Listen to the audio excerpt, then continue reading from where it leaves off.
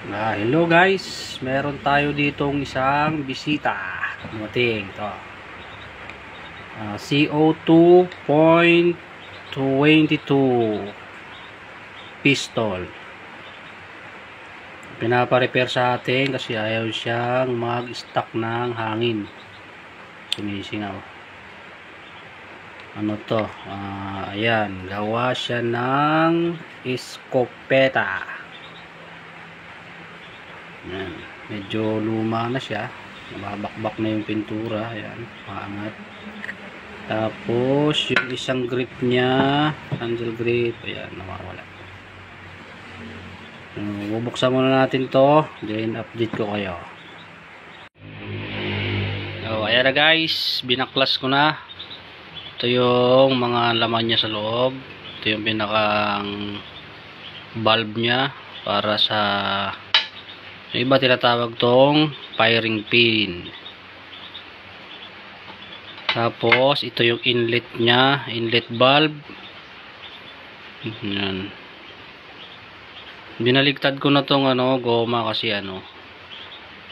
naiukit na siya, kaya binaligtad ko, makinis pa yung kabila. Ito muna gagamitin natin. Tapos ito yung inlet port nya. Dito sinasaksak yung tangke ng CO2. Dito yan. Dito siya. Ito nakalagay ito dyan. Yan yung nagsasara nyan. Pag kinarga mo, tutulak yan pag ganon. Tapos, pag puno na, sasara siya. Ito yung lumang o-ring. Yan. Pipay na siya. Ito bago. Ipapalito natin dyan. Yan. Update ko kayo mamaya kung mabubuo natin siya. Ayan na guys, naikabit ko na yung mga parts niya sa loob.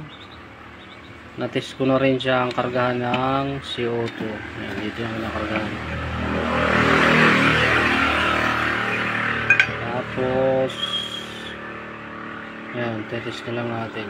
Chinek ko na siya, wala na siyang leak. Test lang natin kung puputok na siya. Ayan, nakaikas ako na rin yan. Isa lang kasi yung wala akong tigahawak. Test fire. Yun, okay na. Ayan, sana matuwa yung may-ari, tapos i-restore niya to. Sayang din kasi bihira yung gantong bihira yung gantong gamit. Sana i-restore niya.